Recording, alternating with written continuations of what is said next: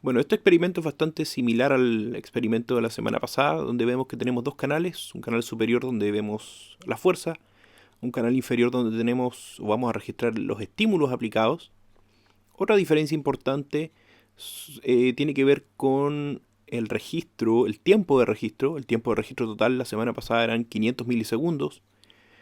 Hoy vamos a utilizar una duración fija de 3 segundos, quiere decir que cada experimento va a ser de 3 segundos de duración, más largo que la semana anterior.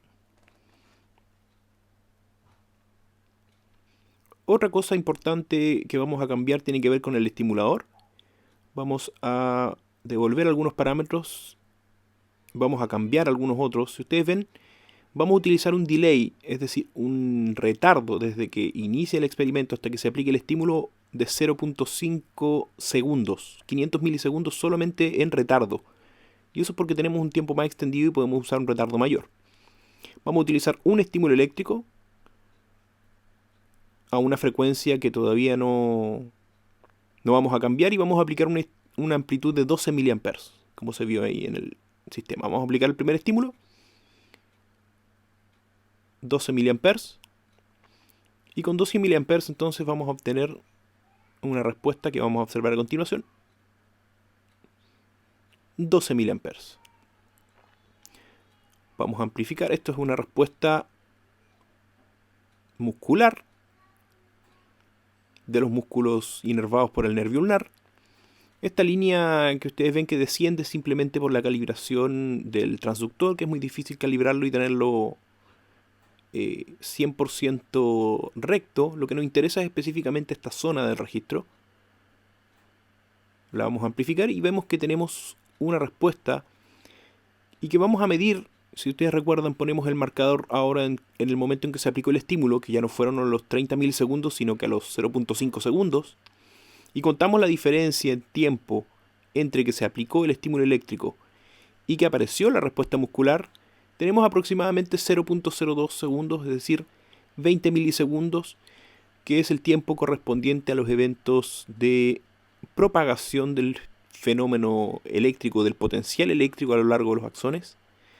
También corresponde al tiempo involucrado en la liberación del neurotransmisor, o sea, los eventos de la sinapsis, así como también a los eventos asociados a la contracción del músculo esquelético.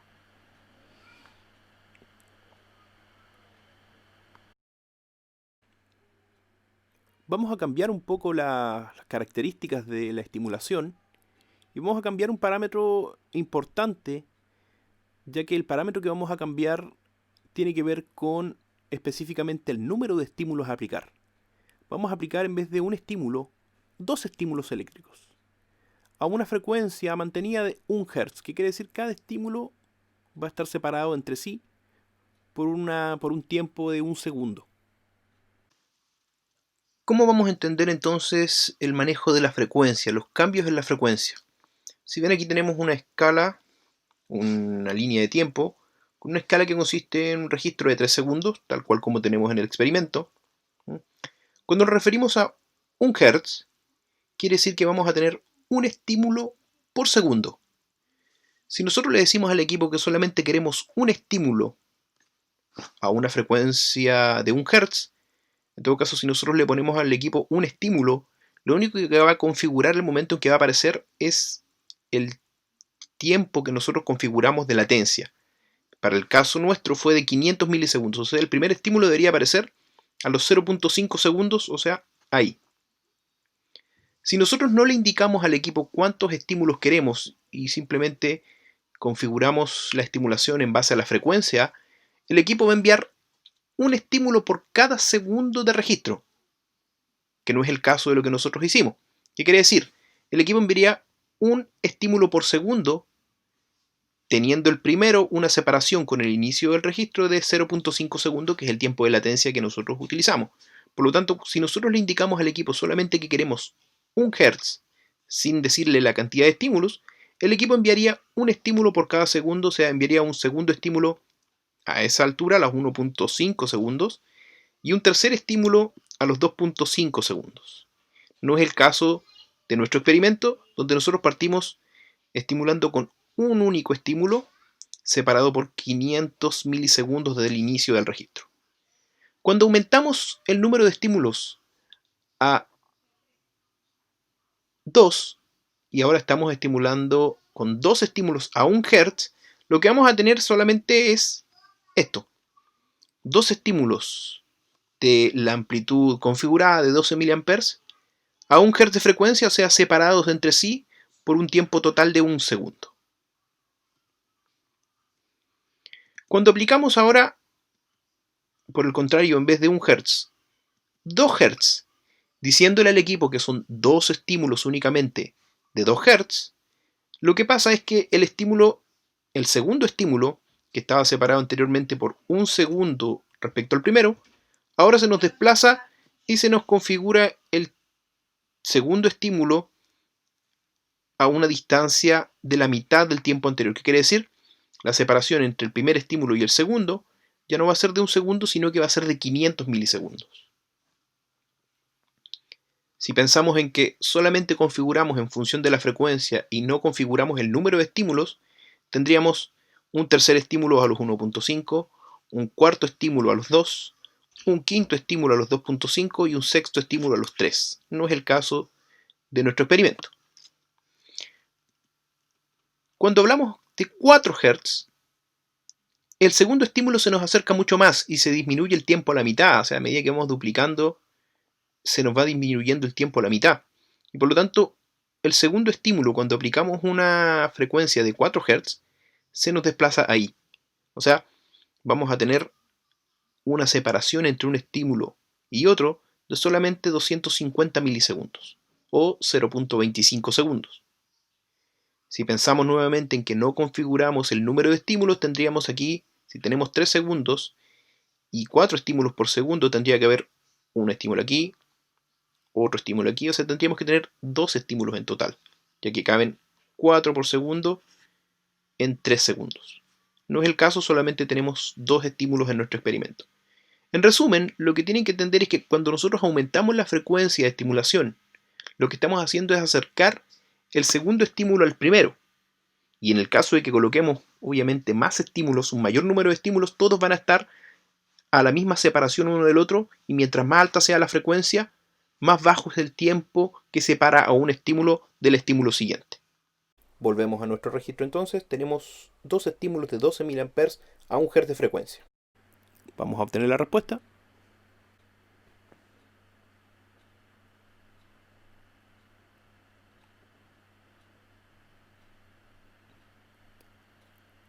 Dos estímulos de 12 mA separados por 1 segundo de distancia, es decir, a 1 Hz de frecuencia, generan dos de estas respuestas que nosotros ya mencionamos como sacudidas musculares, las que son bastante similares, casi idénticas en su amplitud.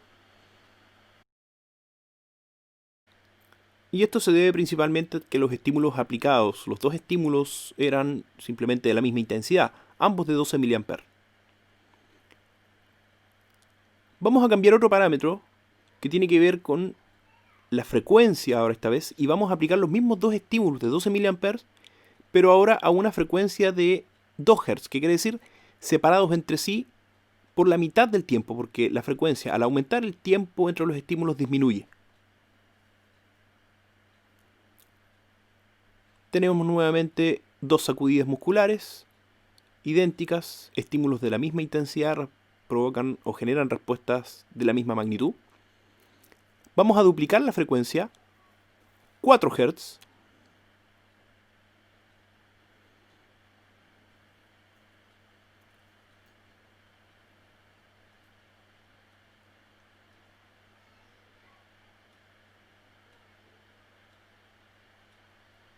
con 4 Hz obtenemos nuevamente dos sacudidas que se acercan una a la otra, producto del aumento en la frecuencia de estimulación.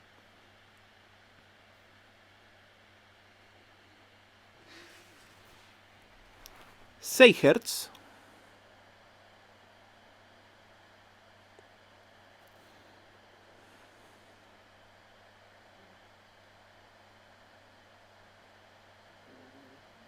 y con 6 Hz ya vemos una respuesta que tiene alguna particularidad.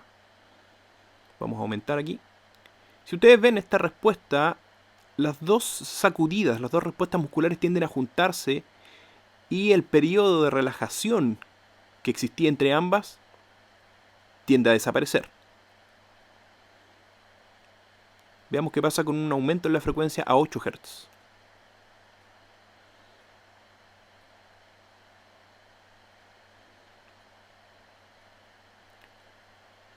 La respuesta obtenida tiene algo más particular aún, y es que si bien durante todas las respuestas hemos obtenido sacudidas de la misma magnitud, en este caso obtenemos una respuesta donde la segunda sacudida tiene una mayor magnitud que la primera, lo que se justifica por un elemento denominado, bueno, esta respuesta se denomina sumación de contracciones.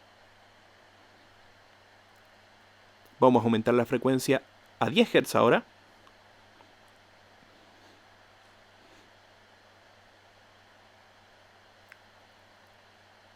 Observándose aún mayor sumación, cada vez las respuestas tienden a fusionarse entre sí.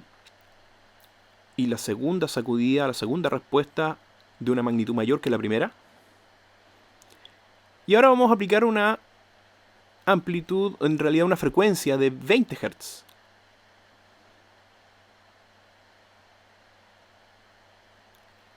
Lo que genera prácticamente una fusión completa de ambas respuestas, que quiere decir que no se pueda diferenciar la primera de la segunda y el fenómeno parecerse bastante a una sacudida muscular. Vamos a cambiar ahora otro parámetro respecto a la estimulación. Vamos a cambiar un parámetro nuevamente relacionado con la frecuencia.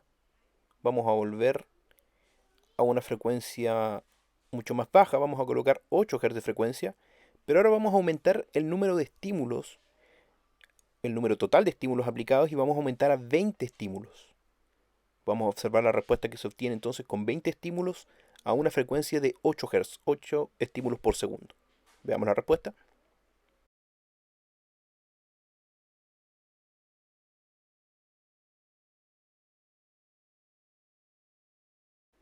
Aquí claramente vemos una respuesta que no es una sacudida única, sino que es una respuesta que se mantiene a lo largo del tiempo.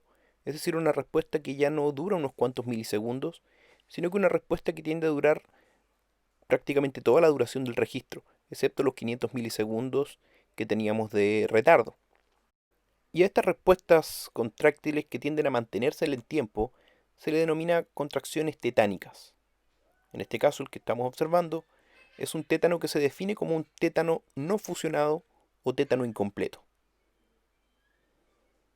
Vamos a aumentar la frecuencia, a 10 Hz, 20 estímulos a una frecuencia de 10 Hz.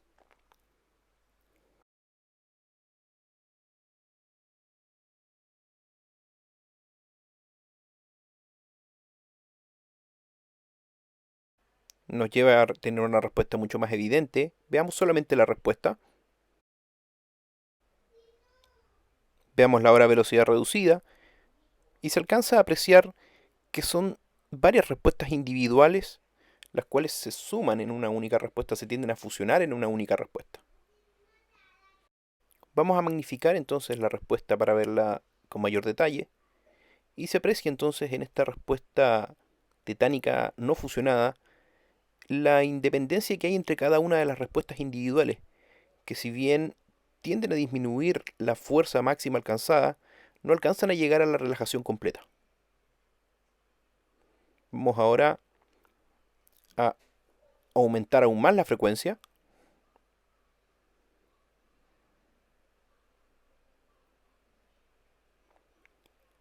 ...20 Hz... obteniéndose entonces una respuesta de mucho mayor amplitud. Veámosla de manera individual. Vamos a disminuir la escala, porque es una respuesta de bastante magnitud, que fácilmente supera los 500 gramos de fuerza. Seguimos disminuyendo la escala. No estamos hablando de una respuesta que supera los 200 gramos, por ahí. El máximo total fue como de, sí, como de 500 gramos. Vamos a amplificar específicamente esta zona de la respuesta.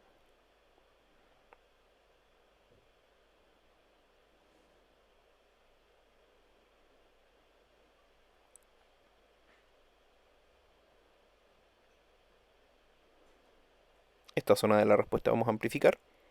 Con lo que vemos que la individualidad de cada una de las respuestas prácticamente se pierde. Lo que nos hace entonces referirnos a este tipo de respuesta como un tétano fusionado o tétano completo.